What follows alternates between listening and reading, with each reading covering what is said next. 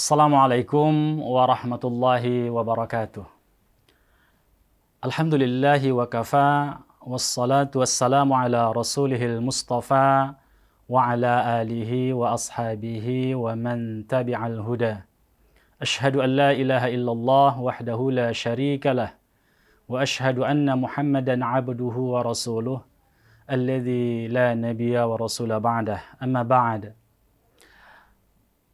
Bapak-bapak, ibu-ibu, dimanapun berada, semoga Allah Subhanahu wa Ta'ala terus memudahkan kita untuk mendekat kepadanya dan memudahkan kita untuk menjalankan semua syariat yang Allah syariatkan kepada kita.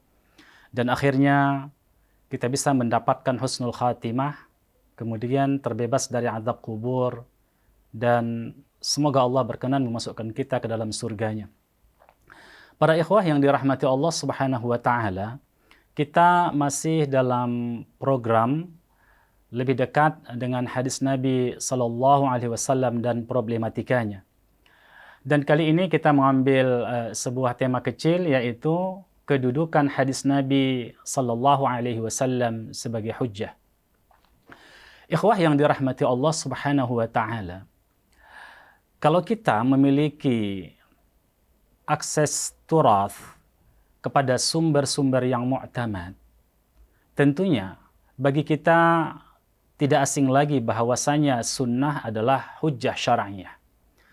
Tetapi tetap saja dalam perjalanan sejarah kaum muslimin dan sejarah hadis Nabi Sallallahu Alaihi Wasallam, ada saja yang menggugat eksistensi atau keberadaan sunnah Nabi Sallallahu Alaihi Wasallam, baik sebagai perkataan atau perbuatan serta takrir Nabi yang orisinal dari Nabi, maupun kedudukannya sebagai hujjah. Ikhwah yang dirahmati Allah, kita mengetahui bahwasanya embrio penolakan kepada sunnah dalam pengertian sebuah bibit yang sangat kecil itu sudah muncul di zaman sahabat. Ketika Imran bin Husain, beliau wafat sekitar tahun 52 Hijriah, beliau sedang mengejarkan hadis Nabi Sallallahu Alaihi Wasallam. Lalu serta-merta ada seseorang dari mad'unya atau jamaah di majlis itu menyela pembicaraannya dan meminta kepada Imran bin Husain bahwasanya seyuknya dia hanya mengajarkan Al-Quran semata dan tidak mengajarkan hadis Nabi Sallallahu Alaihi Wasallam. Ini bisa kita tangkap bahwasanya yang pertama, orang ini tidak memahami bahwasanya kedudukan hadis Nabi Sallallahu Alaihi Wasallam itu adalah penjelas yang terpenting terhadap Al-Quran. Dan yang kedua, bisa saja orang ini mengabaikan peran sunnah Nabi Sallallahu Alaihi Wasallam dan fokus kepada Al-Quran. Tetapi permintaan ini ditolak oleh Imran bin Husain, dan dia mengatakan bahwasanya bagaimana mungkin seseorang itu bisa mengamalkan Al-Quran tanpa mengetahui sunnah Nabi? Bagaimana dia salat? Sementara Al-Quran hanya menjelaskan tentang perintah untuk melaksanakan salat, wa aqimus salah wa atuz zakah. Namun tidak mengajarkan bagaimana tata cara atau kaifiyat salat, mana rukunnya, mana syaratnya, itu tidak dibicarakan di dalam Al-Quran. Tentunya ini perlu penjelas kepada hadis Nabi Sallallahu Alaihi Wasallam. Namun, orang ini tersadarkan dengan kekeliruannya. Di zaman Imam Syafi'i juga muncul pertanyaan yang sama. Dan Imam Syafi'i juga membantah dengan jawaban yang hampir sama terhadap orang Irak yang bertanya kepadanya di seputar hal ini. Ikhwah yang dirahmati Allah Subhanahu wa Ta'ala, Al-Quran sendiri itu menjelaskan bahwasanya wa anzalna ilaika dzikra litubayyana lin-nasi ma nuzzila ilaihim wa la'allahum yatafakkarun. Allah sendiri yang menegaskan dalam Al-Quran tentang peran Nabi Sallallahu Alaihi Wasallam. Kami, kata Allah, telah menurunkan kepadamu wahai Muhammad adz-dzikra, yakni Al-Quran. Karena adz-dzikr itu adalah nama lain dari Al-Quran. Selain Al-Furqan, Al-Quran juga disebut dengan adz-dzikr. Karena Al-Quran adalah memberikan peringatan. Ikhwah, Allah katakan di sini, kami menurunkan, kata Allah, kepadamu wahai Muhammad adz-dzikra, yakni Al-Quran, untuk apa? Litubayyina linnasi ma nuzzila ilaihim, untuk menjelaskan bagi manusia apa yang diturunkan kepada mereka. Ikhwah, Nabi kita sallallahu alaihi wasallam itu tidak saja sebagai seorang sosok yang menerima wahyu dari Allah Subhanahu wa taala, tetapi juga menjelaskan wahyu itu. Kemudian kita juga melihat ikhwah yang dirahmati Allah, ada gugatan dari para ingkarus sunnah ketika mereka mengatakan bahwasanya Al-Quran adalah sesuatu yang sakral.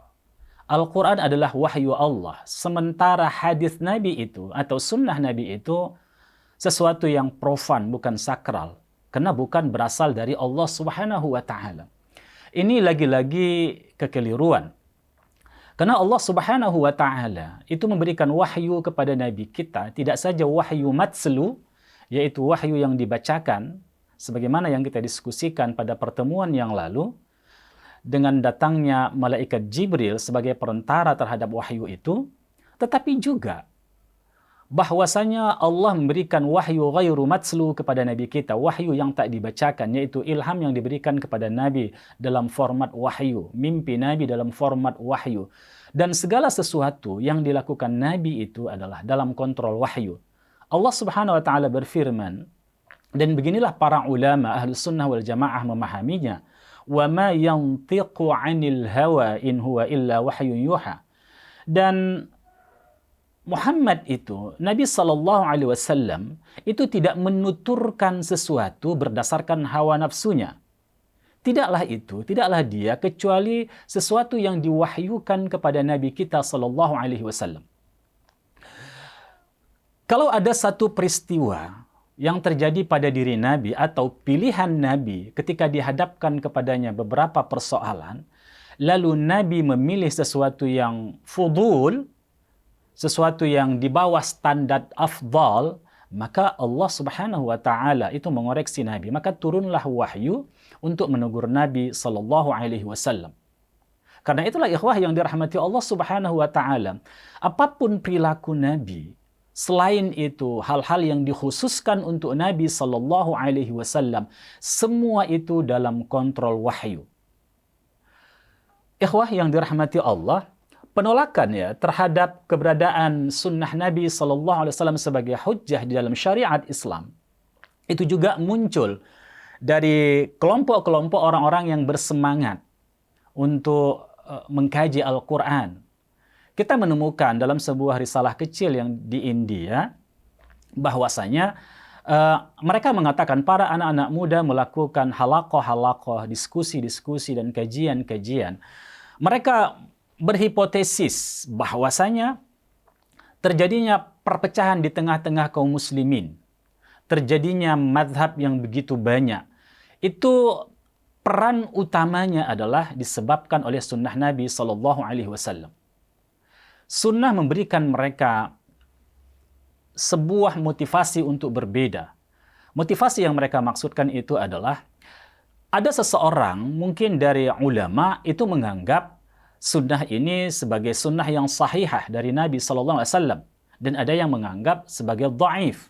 Demikian juga ada yang memahami sunnah itu misalnya menghalalkan, dan yang lain hanya memakruhkan saja atau justru menghalalkannya.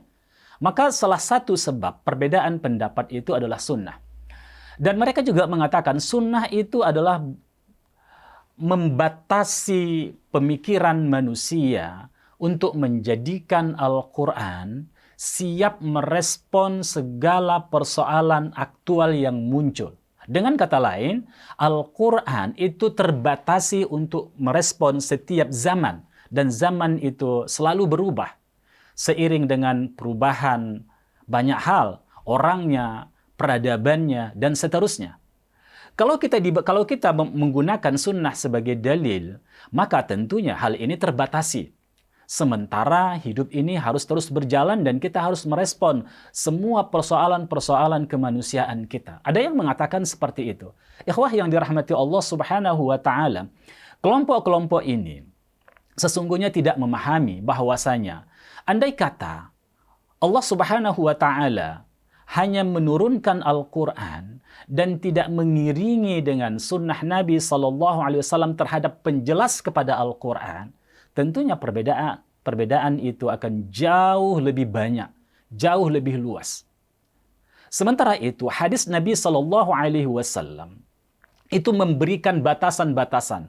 Ketika ayat itu perlu tafsil, maka sunnahlah yang mentafsilnya. Ketika ayat itu adalah sesuatu yang mutlak, maka sunnah memberikan catatan-catatan kait terhadap persoalan itu. Demikian juga dalam hal-hal yang lain, dan insya Allah kita akan fokus nanti membahas ini pada pertemuan-pertemuan yang akan datang. Ikhwah yang dirahmati Allah Subhanahu wa taala, ditemukan juga penolakan bahwasanya sunnah itu sebagai sumber hukum atau sumber tasyri', ditemukan dari orang-orang orientalis, sebagaimana juga pernah kita singgung pada pertemuan sebelumnya. Di antaranya Joseph Sach mengatakan bahwasanya Muhammad hadir bukan bertujuan membuat sistem hukum yang baru, tetapi sekedar mengajarkan manusia untuk masuk surga.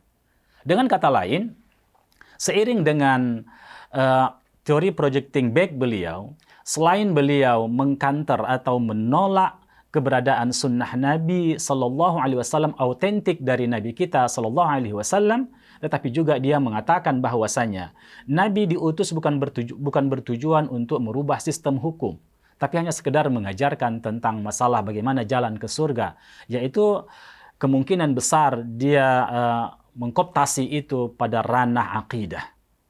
Ikhwah yang dirahmati Allah Subhanahu wa taala, padahal nanti akan kita bahas ya bagaimana para sahabat bertanya kepada Rasulullah tentang persoalan hidup mereka dan bagaimana Al-Qur'an dan sunnah Nabi itu merubah sistem sosial yang ada di tengah-tengah masyarakat Arab.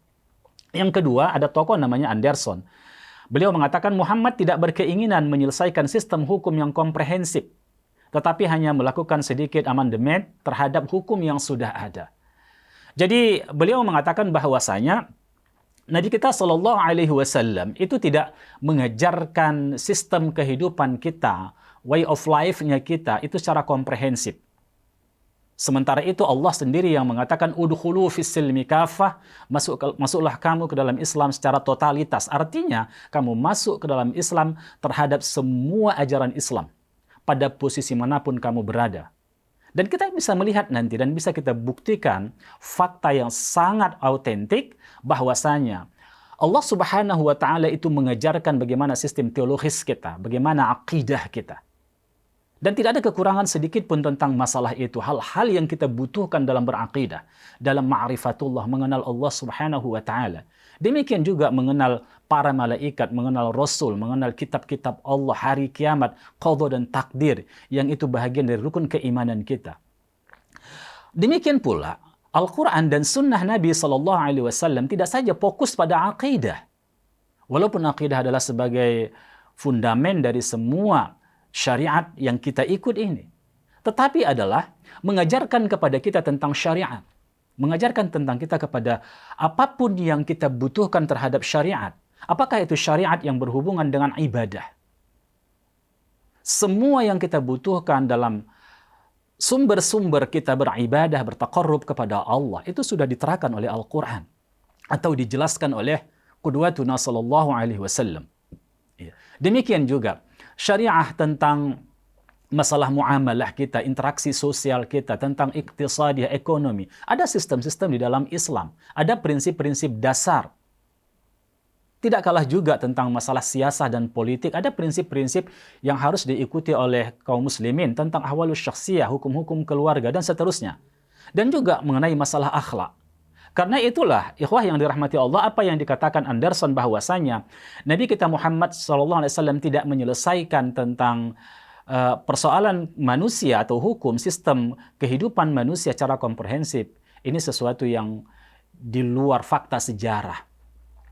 Dan kita mengetahui bahwasannya bagaimana reformasi hukum ya, atau tata nilai, tata norma, akhlak yang dirubah oleh Islam. Memang kadang-kadang ada sesuatu yang baik tetap ditradisikan oleh Islam, dilanjutkan oleh Islam. Tapi pada umumnya ada sesuatu yang baru, revisi yang baru, dan hal-hal yang baru, bahkan penolakan terhadap sistem sosial dan tradisi-tradisi masyarakat yang mutlak dirubah oleh Islam. Dan itu adalah secara komprehensif. Ikhwah yang dirahmati Allah Subhanahu wa Ta'ala. Kemudian kita melihat ini, kita bicara tentang data-data historis, yaitu tentang kepengikutan kepada sunnah sejak generasi awal. Kita lihat misalnya sebuah catatan ya, bahwasanya Abu Bakar As-Siddiq, ya, itu beliau mengatakan tatkala terjadi dialog dengan Fatimah setelah kewafatan Rasul tentang harta kewarisan karena Nabi itu tidak diwarisi, Abu Bakar mengatakan, ya, lastu tarikan syai'an kana Rasulullah sallallahu alaihi wasallam ya'malu bihi illa amiltu bihi fa inni akhsha in taraktu syai'an min amrihi an azigha. Kata Abu Bakar, aku tidak meninggalkan sesuatu yang mana Rasulullah sallallahu alaihi wasallam telah mengamalkan, kecuali aku akan mengamalkannya, kata Abu Bakar As-Siddiq. Artinya apa? Rasulullah menjadi prototipe ideal. Rasulullah menjadi qudwah, menjadi ikutan, menjadi uswah, contoh tauladan dalam segala aspek kehidupan. Bahkan terkadang para sahabat mengikuti style Nabi, diksi kata Nabi karena kecintaan mereka kepada Rasulullah SAW dan keyakinan mereka harus mengikuti apa yang diperagakan oleh Rasul, yang diucapkan oleh Rasul, dan juga termasuk ditakrir oleh Rasulullah SAW. Kecuali aku mengamalkannya, kata Abu Bakar As-Siddiq, karena aku takut kalau aku meninggalkan sesuatu sedikit pun itu, sesuatu apapun itu, dari perintah yang diperintahkan oleh Rasulullah, maka aku akan tergelincir, kata Abu Bakar As-Siddiq. Demikian juga ikhwah, kita melihat fakta bahwasanya sahabat bertanya kepada Nabi tentang kandungan Al-Quran. Itu banyak sekali kita temukan ya, banyak sekali. Sehingga para ulama, ya, ulama mengumpulkan penafsiran Nabi Sallallahu Alaihi Wasallam terhadap Al-Quran.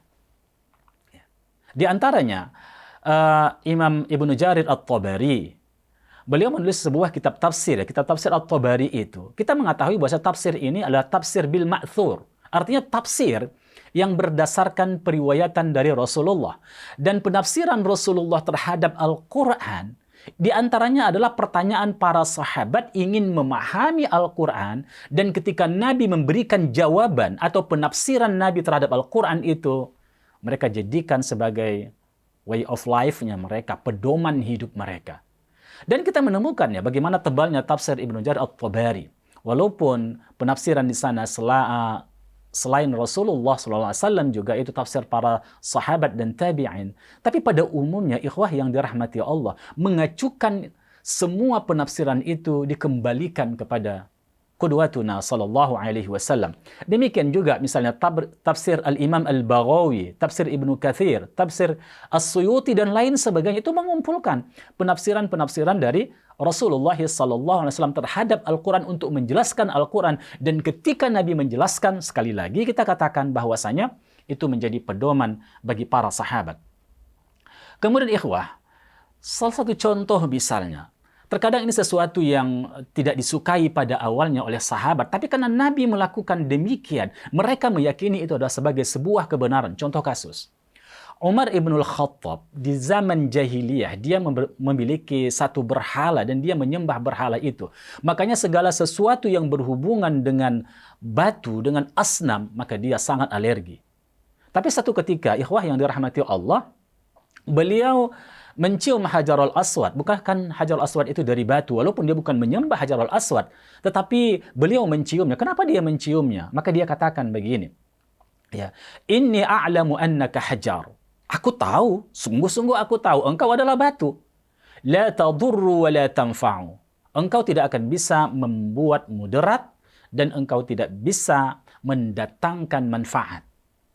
Laula inni ra'aitu an-nabiyya sallallahu alaihi wasallam yuqabbiluka ma qabbaltuka.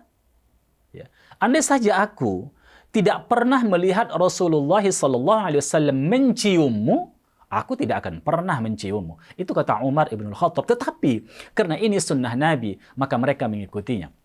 Jadi ikhwah yang dirahmati Allah Subhanahu wa taala, ini sesuatu fakta historis. Karena hadis-hadis ini secara keilmuan berdasarkan scientific risetnya ilmu hadis, ini hadis-hadis sahih atau hadis-hadis makbul dari Nabi kita sallallahu alaihi wasallam.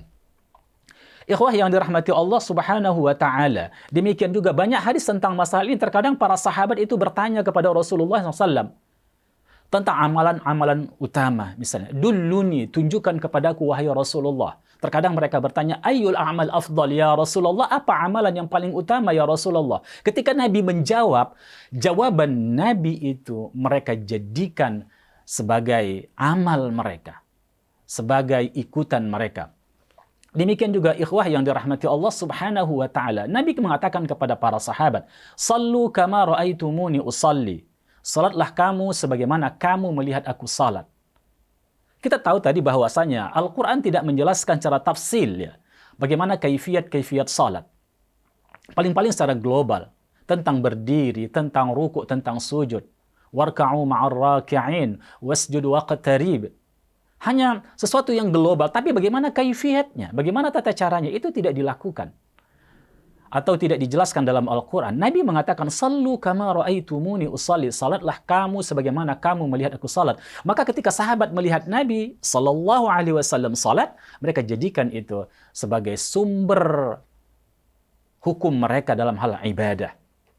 Demikian juga ikhwah yang dirahmati Allah Subhanahu wa taala, dalam kasus-kasus yang lain kita menemukan, dan itu sangat banyak sekali, dan kita kebanjiran informasi tentang hal ini. Dan oleh sebab itu kita padakan penjelasan itu sampai di sini.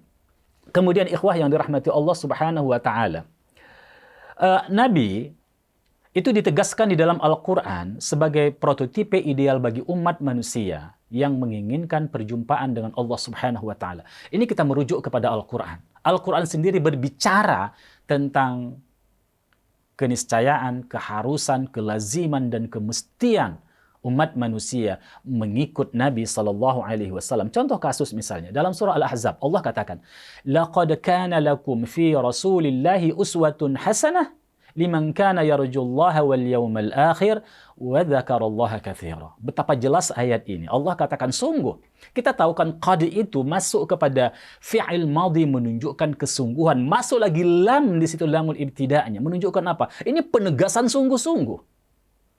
Sungguh adalah bagi kamu pada diri Rasulullah itu uswatun hasanah, contoh tauladan yang baik. Catatannya apa? Liman. Bagi siapa? Liman kana yarjullaha, siapa yang ingin masuk surga. Siapa yang ingin bertemu dengan Allah. Wal yawmal akhir, mendapatkan kenikmatan di hari akhirat.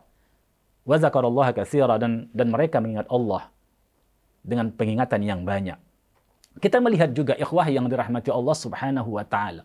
Bahkan ini ya, Al-Quran menegaskan, Allah menegaskan dalam Al-Quran, kalau makhluk itu mencintai Rabbnya, karena Rabbnya menciptakannya, memberinya rezeki setiap saat, semua apa yang dibutuhkan hamba itu difasilitasi oleh Allah, dan akhirnya manusia, makhluk Allah itu mencintai Allah, tapi Allah katakan, Allah tidak akan pernah mengiktiraf, mengakui cinta itu, kalau kita tidak mengikut sunnah Rasulullah. Allah katakan, "Qul," katakan wahai Muhammad, "in kuntum tuhibbunallaha," jika kamu mencintai Allah, "fattabi'uni," maka ikutilah aku. Ibnu Katsir dan ahli tafsir yang lain yang memiliki kutubut tafasir, mereka mengatakan bahwasanya in kuntum tuhibbunallah, kalau kamu mencintai Allah, fattabi'uni, fattabi'uni artinya apa?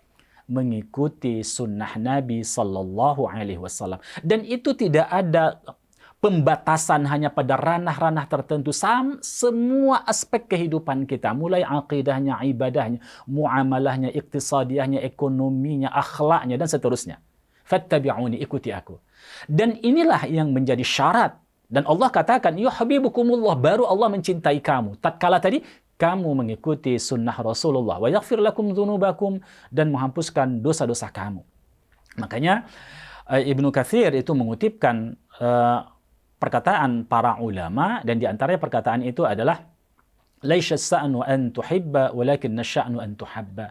Problem kita sebenarnya bukan kita mencintai Allah, karena itu memang keniscayaan. Tetapi problem kita, apakah kita dicintai oleh Allah Subhanahu wa Ta'ala? Dan sejak awal ayat ini turun di zaman para sahabat, sejak awal mereka mengikuti Nabi karena mengikuti titah Allah dalam ayat ini. Bahkan kita tahu kan, mungkin orang sekarang mengatakan sangat ekstrim apa yang dilakukan Abdullah ibnu Umar. Ketika dia mau menambatkan ontanya, dia berkeliling sampai beberapa kali karena dia pernah melihat Rasulullah berkeliling sebelum menambatkan ontanya.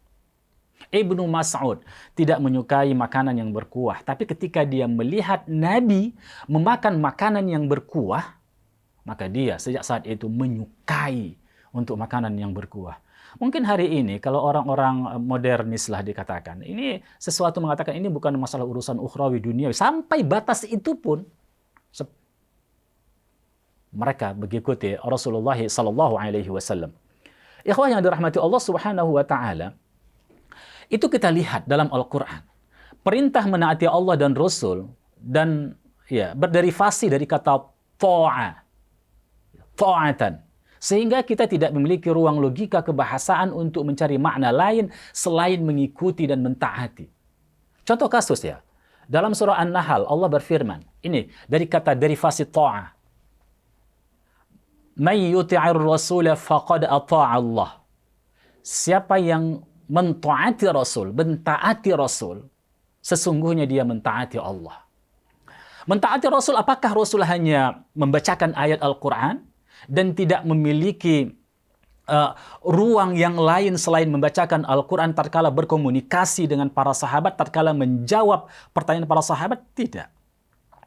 Rasul terkadang menjelaskan ayat Al-Quran, dan ketika Nabi menjelaskan, Rasul menjelaskan, maka itu adalah sunnah Nabi Sallallahu Alaihi Wasallam. Dan Allah katakan, siapa yang mentaati Rasul, maka dia mentaati Allah Subhanahu Wa Ta'ala. Coba kita lihat pada surah An-Nisa, dari kata derivasi ta'ah juga. Ya. Wa ma arsalna min rasulin illa liyuta'a biiznillah. Tidaklah kami mengutus seorang Rasul kecuali Rasul itu untuk ditaati dengan izin Allah Subhanahu wa Ta'ala. Rasul ditaati dengan izin Allah Subhanahu wa Ta'ala. Lagi-lagi, kita nggak memiliki ruang logika bisa menafsirkan kepada yang lain, karena ini adalah ayat-ayat muhkamat. Ini bukan ayat mutasyabihat, tapi ayat-ayat muhkamat. Jelas maknanya. Dan tidak ada ihtimal yang lain. Kemudian ikhwah yang dirahmati Allah, kita lihat misalnya pada surah Ali Imran. Allah berfirman, "Qul athi'ullaha war rasul." Katakan, wahai Muhammad, taati kamu, wahai manusia, taati kamu Allah dan taati Rasul. Fa in tawallaw fa innallaha la yuhibbul kafirin. Kalau kamu berpaling, Allah tidak menyukai orang-orang yang ingkar, orang-orang yang kafir. Kita juga melihat ikhwah yang dirahmati Allah Subhanahu wa Ta'ala, perintah menaati Allah disertai larangan, kecaman atau hukuman bagi orang yang berpaling dari mentaati Allah dan Rasul. Ini ada beberapa ayat yang menjelaskan itu. Contoh kasus misalnya, surah Al-Ahzab, di mana Allah SWT berfirman, وَمَا كَانَ لِمُؤْمِنٍ وَلَا مُؤْمِنَةٍ إِذَا قَضَى اللَّهُ وَرَسُولُهُ أَمْرًا أَنْ يَكُونَ لَهُمُ الْخِيَرَةُ min amrihim wa man ya'sillaha wa rasulahu faqad dhalla dhalalan mubina. Tidak patut bagi seorang yang beriman, seorang mukmin, dan tidak patut bagi seorang perempuan yang mukmin, apabila Allah dan Rasulnya telah menetapkan suatu ketetapan, dia memiliki pilihan yang lain tentang urusan mereka tersebut. Dan barang siapa yang mendurhakai Allah dan Rasulnya, maka sesungguhnya dia telah sesat dengan kesesatan yang jelas, kesesatan yang nyata. Ikhwah yang dirahmati Allah Subhanahu wa Ta'ala, ketika ada keputusan dari Nabi, ada keputusan dari Allah Subhanahu wa Ta'ala, ada keputusan dari Nabi, ada ketetapan dari Nabi sallallahu alaihi wasallam, ada penjelasan dari Nabi sallallahu alaihi wasallam, kita nggak memiliki pilihan lain selain mengikutinya. Nggak ada alternatif lain. Bahkan Allah katakan, siapa yang bermaksiat kepada Allah dan Rasul dalam konteks ini, Tentunya konteks ini konteks tidak mengikuti, tidak mentaati Allah dan Rasul atas ketetapan yang Allah berikan. Maka Allah klaim orang itu, orang yang telah sesat, dhalla, dia berada dalam kesesatan, dhalalan mubina, maf'ul mutlaq, kesesatan yang betul-betul mubina, yang nyata. Lagi-lagi kita juga melihat, ikhwah yang dirahmati Allah Subhanahu wa taala, bagaimana Allah berfirman pada surah An-Nisa, فلا وربك لا يؤمنون حتى يحكموك فيما شجر بينهم ثم لا يجدوا في أنفسهم حرجا مما قضيت ويسلموا تسليما.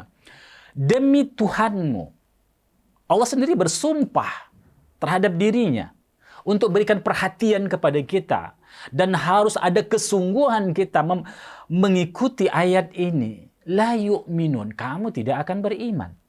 Hatta yuhakkimuka fima syajara bainahum, sehingga kamu menjadikan perkara-perkara kamu yang kamu perselisihkan itu, dan kamu tidak memiliki rasa berat di dalam hati kamu terhadap keputusan yang telah diberikan oleh Rasulullah, atas keputusan yang telah kamu berikan. Dan mereka menerima dengan sepenuhnya. Artinya ikhwah yang dirahmati Allah, Allah bersumpah seseorang itu tidak beriman sehingga mereka menjadikan keputusan Nabi Sallallahu Alaihi Wasallam sebagai ikutan mereka. Lagi-lagi keputusan Nabi Sallallahu Alaihi Wasallam itu bukan hanya berdasarkan Al-Quran secara literik, tapi juga terkadang Nabi menafsirkan, menjelaskan. Karena ayat-ayat yang mujmal itu perlu tafsil, yang global itu perlu perincian. Ayat-ayat yang mutlak itu perlu taqyid, perlu ada catatan-catatan. Ayat-ayat yang tidak menjelaskan tentang sesuatu kaifiyat, perlu ada penjelasan-penjelasan dari Nabi Sallallahu Alaihi Wasallam. Demikian juga, ini lihat lagi. Allah katakan begini, وَمَنْ يَعْصِ اللَّهَ وَرَسُولَهُ وَيَتَعَدَّ حُدُودَهُ yudkhilhu naran khalidan fiha walahu adzabun muhin. Siapa saja yang mendurhakai Allah dan Rasul, bermaksiat kepada Allah dan Rasulnya, artinya tidak mengikuti perintah Allah dan Rasul, tidak mengikuti perkataan Allah, firman Allah dan perkataan Rasul atau sunnah Rasul Sallallahu Alaihi Wasallam, dan melanggar ketentuan Allah, niscaya Allah memasukkannya ke dalam api neraka, dan ia berada di sana khalidan fiha, selama-lamanya, abadi, dan baginya azab yang sangat menghinakan.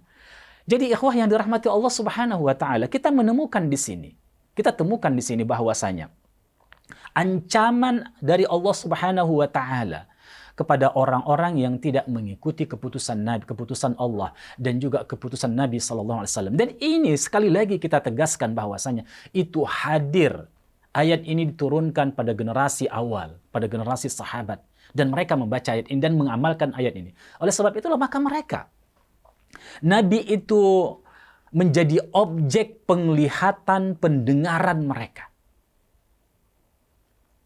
Mereka meriwayatkan apapun yang mereka dengar tentang Nabi, yang mereka dengar dari suara Nabi, yang mereka lihat dengan mata kepala mereka, apa yang dilakukan Nabi, dan juga termasuk pengakuan Nabi, takrir Nabi, ketetapan Nabi. Nabi selalu menjadi perhatian mereka, sehingga para sahabat Nabi Sallallahu Alaihi Wasallam ada yang tidur di depan pintu Nabi Sallallahu Alaihi Wasallam, pintu kamar Nabi, agar ketika Nabi keluar dari kamarnya, maka dia akan tersentuh atau terpijak, dan dia terbangun dan dia akan melayani Rasulullah SAW dan melihat apa yang dilakukan Rasulullah pada waktu malam, bagaimana wudhunya, bagaimana salatnya, dan seterusnya. Karena itulah ikhwah yang dirahmati Allah, sangat tidak logik bahwasanya kalau ada orang yang mengatakan fakta historis sahabat tidak mengikuti Nabi, fakta historis yang sebenarnya itu bukan fakta historis, tapi sebuah asumsi, dan asumsi yang dipenuhi oleh kecurigaan, dan kecurigaan itu berdasarkan niat yang buruk dan hawa nafsu semata.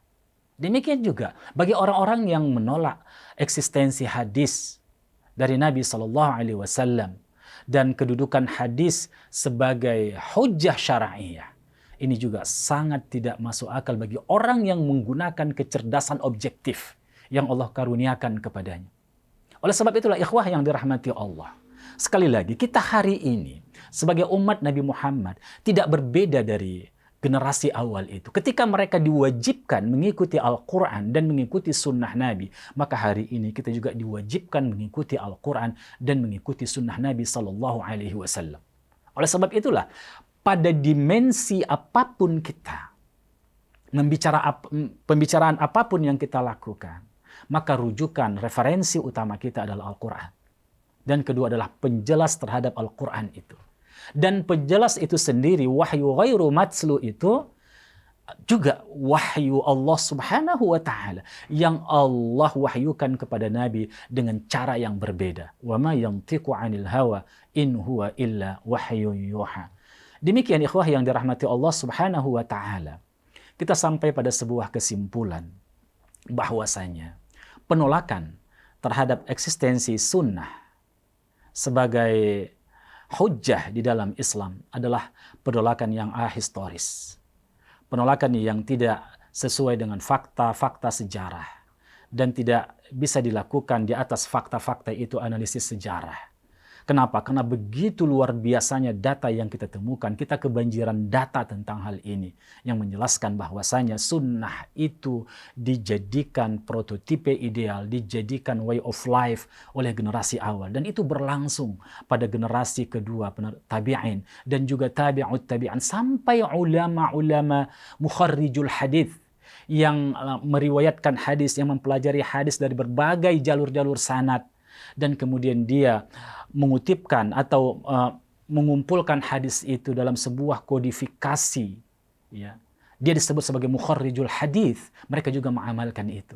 Demikian juga ulama-ulama mazhab. Semua ulama-ulama mazhab yang ada menjadikan sunnah sebagai referensi utama.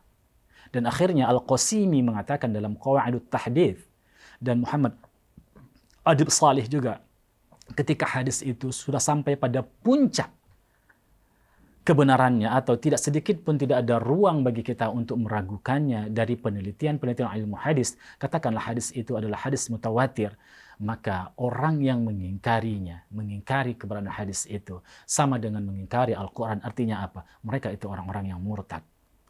Jadi ikhwah yang dirahmati Allah Subhanahu wa Ta'ala, tidak ada pilihan bagi kita bahwasanya hidup bahagia itu, hayatus sa'adah itu, adalah kita harus mengikuti orang-orang yang pernah hidup dalam hayatus sa'adah, yaitu para sahabat, tabi'un dan tabi'ut tabi'in, khairul quruni qarni, thumma alladhina yalunahum, thumma alladhina yalunahum.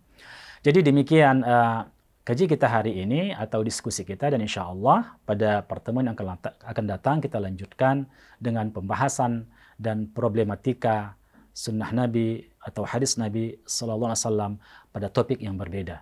Subhanakallah bihamdik, asyhadu an la ilaha illa anta, astaghfiruka wa atubu ilaik. Wassalamualaikum warahmatullahi wabarakatuh.